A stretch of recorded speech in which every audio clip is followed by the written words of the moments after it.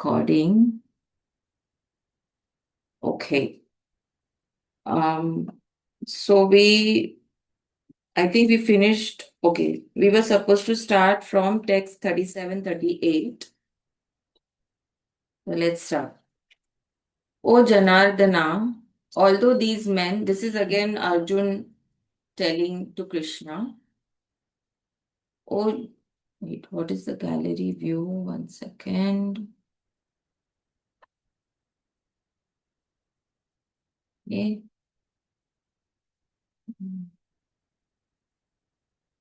Okay. Yeah. Yeah. O Janarda, although these men, their hearts overtaken by greed, see no fault in killing one's family or quarreling with friends, why should we? Who can see the crime in destroying a family engaged in these acts of sin? Okay, let's read the purport. A Kshatriya is not supposed to refuse to battle or gamble when he is so invited by some rival party. Yeah. Under such an obligation, Arjun could not refuse to fight, but he had been challenged by the party of Duryodhan. In this connection, Arjun considered that the other party might be blind to the effects of such a challenge. Arjun, however, could see the evil consequences and could not accept the challenge. Obligation is actually binding when the effect is good, but when the effect is otherwise, then no one can be bound. This is what Arjun thinks. That if it's if the effect is good, then you must do you must be bound, otherwise not. Considering all these pros and cons, Arjun decided not to fight. He decided not to fight. Let's read text 39.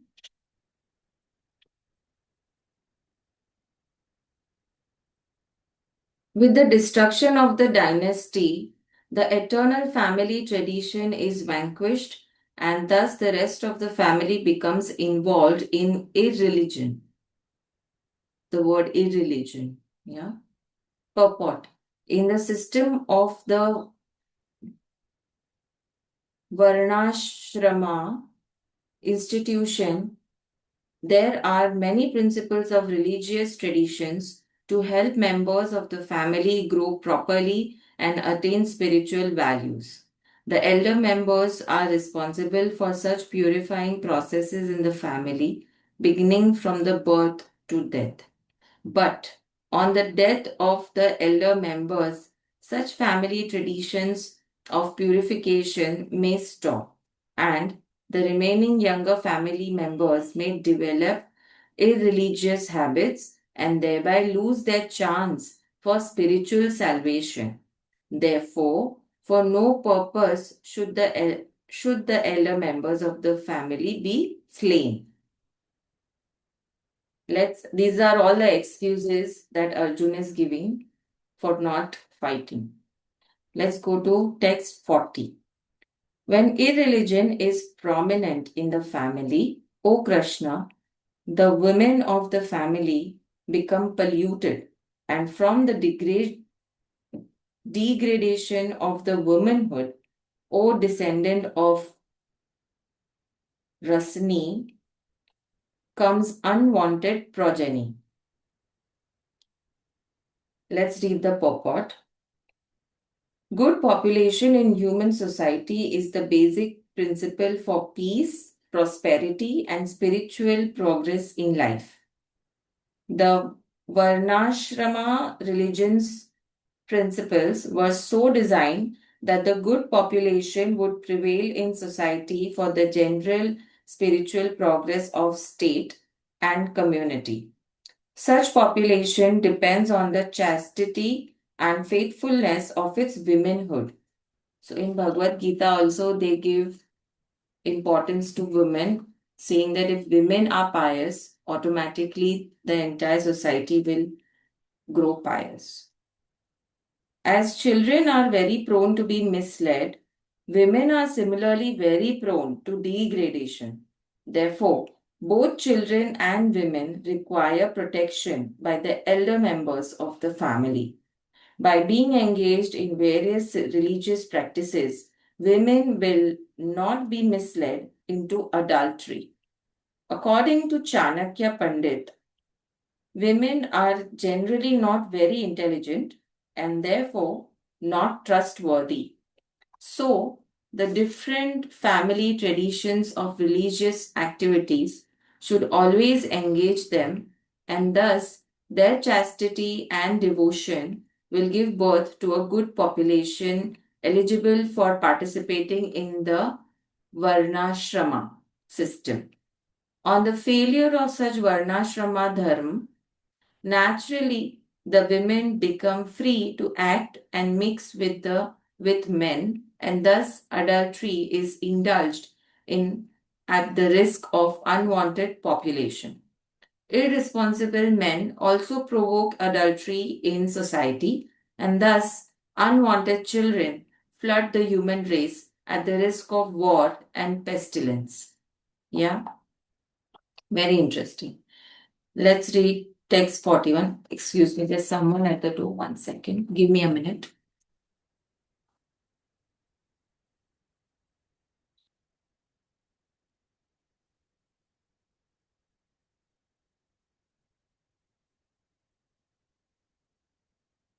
Okay. Let's read text 41. An increase of unwanted population certainly causes hellish life, both for the family and for those who destroy the family tradition. The ancestors of such corrupt families fall down because the performances for offering them food and water are entirely stopped. Let's read the purport.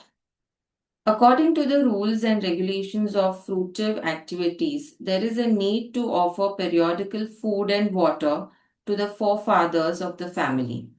This offering is performed by worship of Vishnu because eating the remnants of food offered to Vishnu can deliver one from all kinds of sinful reactions. Sometimes the forefathers may be suffering from various types of sinful reactions, and sometimes some of them cannot even acquire a gross material body and are forced to remain in subtle bodies as ghosts. Thus, when remnants of prasadam food are offered to forefathers by descendants, this is so important at this hour. I'm so glad we are reading this. Thus, when remnants of prasadam food are offered to forefathers by descendants, the forefathers are released from ghostly or other kinds of miserable life. Such help rendered to forefathers is a family tradition, and those who are not in devotional life are required to perform such rituals. One who is engaged in the devotional life is not required to perform such actions. Simply by performing devotional service, one can deliver hundreds and thousands of forefathers from all kinds of misery. It is stated in the Bhagavatam 11.5.41. There's a Sanskrit stanza, I'm reading in English now.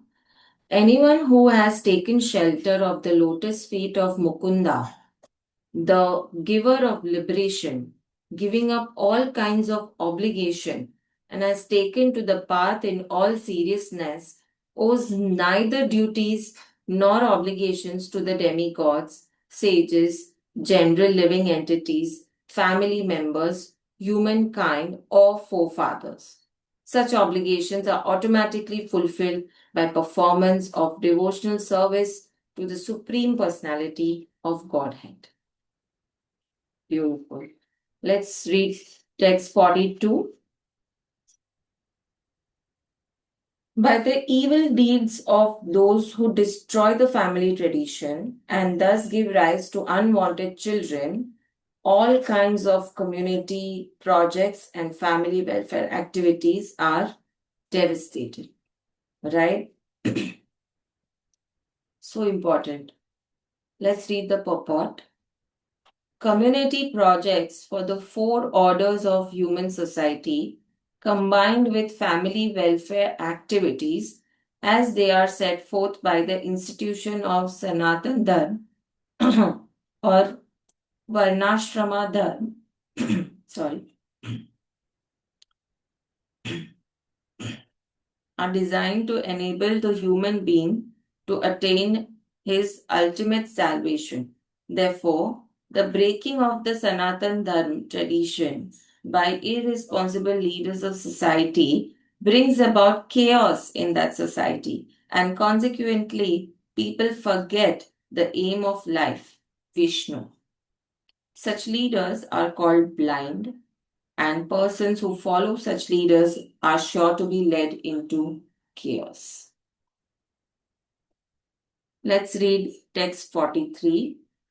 O Krishna, maintainer of the people, I have heard by disciplic succession that those whose family traditions are destroyed dwell always in hell. Purport. Arjun bases his argument not on his own personal experience, but on what he has heard from the authorities. That is the way of receiving real knowledge. One cannot reach the real point of factual knowledge without being helped by the right person who is already established in that knowledge. There is a system in the, so like we say that if you want to lead the path of spirituality, you need a guru to, help you. So this is the same purport. This is trying to explain that we need a guru who is already established in that knowledge so that he or she can deliver such knowledge to the to his people. There is a system in Varnashrama institution by which before death one has to undergo the process of an atonement for his sinful activities. One who is always engaged in sinful activities must utilize the process of atonement called prayashchit. Prayashchit, prayashchit. They've written in English, so it's little. Without doing so, one surely will be transferred to hellish planets to undergo miserable lives as the result of sinful activities. Let's read text 44. Alas, how strange it is that we are preparing to commit greatly sinful acts. Driven by the desire to enjoy royal happiness, we are intent on killing our own kinsmen. Purport. Driven by selfish motives, one may be inclined to such sinful acts as the killing of one's own brother, father, or mother. There are many such instances in the history of the world, but Arjun, being a saintly devotee of the Lord, is always conscious of moral principles and therefore takes care to avoid such activities. Text 45. Better for me if the sons of Dashratha, weapons in hand, were to kill me unarmed and unresisting on the battlefield. Arjuna is willing to get killed instead of fighting. Let's read the purport. It is the custom, according to Kshatriya fighting principle, that an unarmed and unwilling foe should not be attacked. Arjun, however, decided that even if attacked by the enemy in such an awkward position, he would not fight. He did not consider how much the other party was bent upon fighting. All these symptoms are due to soft heartedness resulting from his being a great devotee of the Lord. Yeah. Let's read text 46. So Sanjay, remember Sanjay? Sanjay said, Arjun, having thus spoken on the battlefield, cast aside his bow and arrows and sat down on the chariot, his mind overwhelmed with grief. Let's read the purport. While observing the situation of his enemy, Arjun stood up on the chariot, but he was so afflicted with lamentation that he sat down again, setting aside his bow and arrows. Such a kind and soft-hearted person in the devotional service of Lord is to fit is fit to receive self-knowledge. Yeah. Thus end the Bhakti Vedanta purports to the first chapter of the Srimad Bhagwat Geeta in the matter of observing the armies on the battlefield of Kurukshetra. Yeah. We have now come to chapter 2. So, chapter 2 talks about contents of the Gita summarized. Right. Now, finally, the Gita starts. Sanjay Uvach. So, Sanjay is saying again, text 1. Sanjay said, seeing Arjun full of compassion, his mind depressed, his eyes full of tears, Madhusuna Krishna spoke the following words. Let's read the purport. Material compassion, lamentation, and tears are all signs of ignorance of the real self. Compassion for the eternal soul is self realization. The word Madhusuna is significant in this verse. Lord Krishna killed the demon Madhu, and now Arjun wanted Krishna to kill the demon of misunderstanding that had overtaken him in the discharge of his duty. No one knows where compassion should be applied.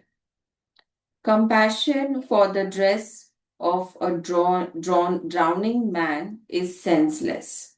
A man fallen in the ocean of nations cannot be saved simply by rescuing his outward dress, the gross material body. So he's saying this body is like a dress of a person. It, you can remove the dress, but you cannot remove the negative things which is there in the soul. One who does not know this and laments for outward dress is called Shudra, or one who laments unnecessarily. Arjun was a Kshatriya and his conduct was not expected from him. Lord Krishna, however, can dissipate the lamentation of the ignorant man, and for this purpose the Bhagwat Gita was sung by him. This chapter instructs us in self realization by an analytical study of the material body and the spirit soul, as explained by the Supreme Authority, Lord Sri Krishna. This realization is possible when one works without attachment to fruitive results and is situated in the fixed conception of the real self.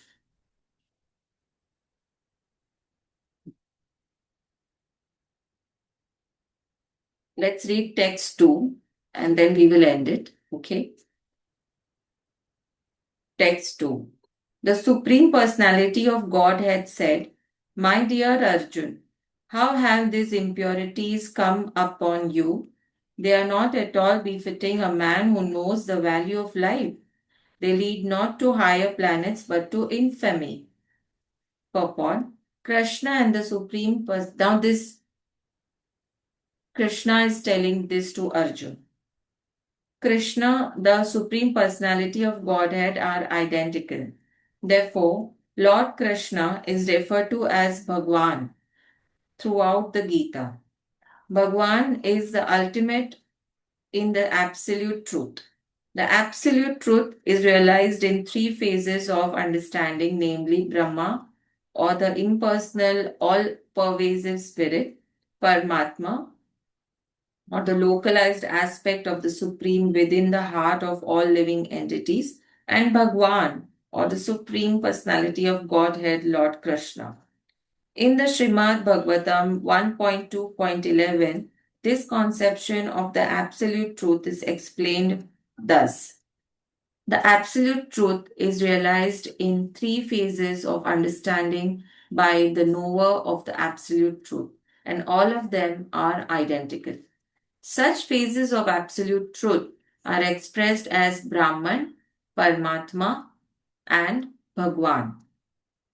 These three divine aspects can be explained by the example of the sun, which also has three different aspects, namely the sunshine, the sun's surface, and the sun planet itself.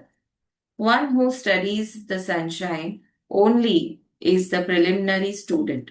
One who understands the sun's surface is further advanced, and one who can enter into the sun planet is the highest. Yes, people also live on sun, although it is filled with volcanoes and fires, but there are souls who live on planet sun also. That's what they have disclosed here. Ordinary students who are satisfied by simply understanding the sunshine, its universal pervasiveness, and the glaring effulgence of its impersonal nature may be compared to those who can realize only Brahman feature of the absolute truth. The student who has advanced still further can know the sun disk, which is compared to knowledge of Paramatma feature of the absolute truth. And the student who can enter into the heart of the sun planet is compared to those who realize the personal features of the supreme absolute truth. Therefore, the bhaktas or the transcendentalists who have realized that the Bhagwan feature of the absolute truth are the top most transcendentalists, although all students who are engaged in the study of the absolute truth are engaged in the same subject matter. Yeah. Even if you are engaged in the subject of absolute truth, only those who are trying to discover or discovering the Bhagwan of the absolute truth is still the topmost transcendentalist. Yeah. The sunshine, the sun disk, and the inner affairs of the sun planet cannot be separated from one another. And yet, the students of the three different phases are not in the same category. So beautiful. The Sanskrit word Bhagwan is explained by the great authority Parashara Muni, the father of Vyasdeva, the father of Vyasdeva, the Supreme Personality who possesses all riches, all strength, all fame, all beauty, all knowledge, and all renunciation is called Bhagwan. There are many persons who are very rich, very powerful, very beautiful, very famous, very learned, and very much detached. But no one can claim that he possesses all riches, all strength, etc. entirely. Only Krishna can claim this because he is the Supreme Personality of Godhead. No living entity, including Brahma, Lord Shiva, or Narayan, can possess opulences as fully as Krishna. So, occupying opulences is mainly not possessing opulences, it's about experiencing opulences. So, only Krishna can experience opulences fully, 100%. Therefore, it is concluded in the Brahma Samhita by Lord Brahma himself that Lord Krishna is the Supreme Personality of Godhead. No one is equal to or above him. He is the primeval Lord or Bhagwan known as Govinda, and he is the supreme cause of all causes. Yes, it is because of him that everything happens, whatever happens around us. So there is a Sanskrit verse taken from the Brahma Samhita, which is translated in English, and it states, there are many personalities possessing the qualities of Bhagwan, but Krishna is the supreme because none can excel him. He is the supreme person, and his body is eternal, full of knowledge and bliss. He is the primeval Lord Govinda and cause of all causes. In the Bhagavatam, also, there is a list of many incarnations of the Supreme Personality of Godhead, but Krishna is described as the original personality of Godhead, from whom many incarnations and personalities of Godhead expand. All the list of the incarnations of Godhead submitted herewith are either plenary expansions or parts of the plenary expansions of the Supreme Godhead, but Krishna is the Supreme Personality of Godhead himself. Yeah, this is Srimad Bhagavad verse 1.3.28. Therefore, Krishna is the original Supreme Personality of Godhead and Absolute Truth, the source of both Super Soul and the impersonal Brahman. In the presence of the Supreme Personality of Godhead, Arjun's lamentation for his kinsmen is certainly unbecoming, and therefore Krishna expressed his surprise with the word Kuta, Kuta, where from, which means where from. Such impurities were never expected from a person belonging to civilized class of men known as Aryans. The word Aryan is applicable to persons who know the value of life and have a civilization based on spiritual realization. Persons who are led by the material conception of life do not know that the aim of life is realization of absolute truth, Vishnu or Bhagwan, and they are captivated by the external features of the material world, and therefore they do not know what liberation is. Hmm. Persons who have no knowledge of liberation from material bondage are called non Aryans. Okay, I'll read it again. Persons who have no knowledge of liberation from material bondage are called non-Aryans. Okay. Although Arjun was a Kshatriya, he was deviating from his prescribed duties by declining to fight. This act of cowardice is described as befitting the non-Aryans. Such deviation from duty does not help one in the progress of spiritual life, nor does it give one the opportunity to become famous in this world. Lord Krishna did not approve of the so-called compassion of Arjun for his kinsmen. So nicely explained. Let's end it here today with the Shri Krishna Mahamantra. Hare Krishna, Krishna Krishna, Hare Hare, Hare Ram, Ram Ram, Hare Hare. Hare Krishna, Krishna Krishna, Hare Hare, Hare Ram, Ram Ram, Hare Hare. Hare Krishna, Krishna Krishna, Hare Hare, Hare Ram, Ram Ram, Hare Hare. Hare Krishna.